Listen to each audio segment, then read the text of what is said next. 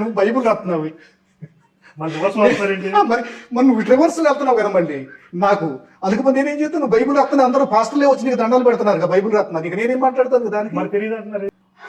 నువ్వు బైబుల్ రాస్తున్నావు మరి రివర్స్ వస్తారేంటి? మరి నువ్వు రివర్స్ వెళ్తున్నావు కదా మళ్ళీ నాకు అందుకు మరి నేనేం చేస్తాను నువ్వు బైబుల్ రాస్తున్నా అందరూ పాస్టర్లే వచ్చి నీకు దండాలు పెడుతున్నారు కదా బైబుల్ రాస్తున్నా నీకు నేనేం మాట్లాడతాను కదా దానికి అందరూ పాస్టర్లే వచ్చి నీకు దండాలు పెడుతున్నారు కదా బైబుల్ రాస్తున్నా నీకు నేనేం మాట్లాడతాను కదా దానికి నమస్తే. జై శ్రీరామ్. జై శ్రీరామ్. జై శ్రీరామ్. జై జై శ్రీరామ్. శ్రీరామ్. జై శ్రీరామ్. నమస్తే. జై శ్రీరామ్. జై శ్రీరామ్. జై శ్రీరామ్. జై శ్రీరామ్. జై శ్రీరామ్. బైబిల్ గొప్పదా, ఖురాన్ గొప్పదా, భగవద్గీత గొప్పదా అంటే విజయప్రసాద్ రెడ్డి. మీ నాన్నగారు గొప్పోడా మా నాన్నగారు గొప్పోడా అంటే మీరేం చెప్తారు? మీ నాన్నగారు గొప్పోడా మా నాన్నగారు గొప్పోడా అంటే మీరేం చెప్తారు?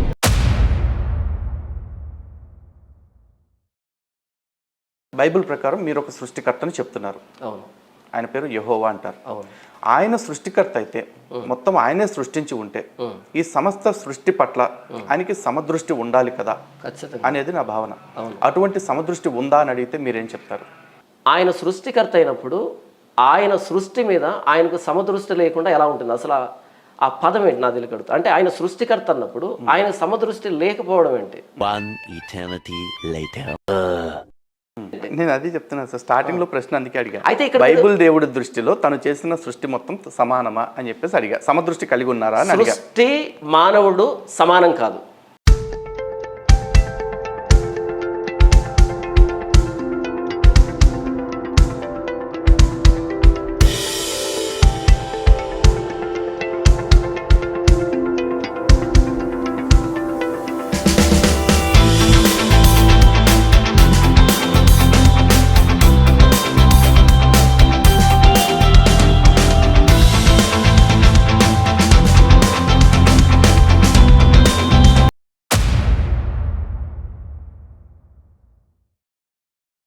నాకు మీరు నిన్న కాల్ చేశారు, ఇవాళ ఇంటర్వ్యూ పెట్టుకుందామని చెప్పేసి. ఫర్ ద ఫస్ట్ టైం ఒక పాస్టర్ నుంచి నాకు కాల్ వచ్చింది, మిత్రులారా.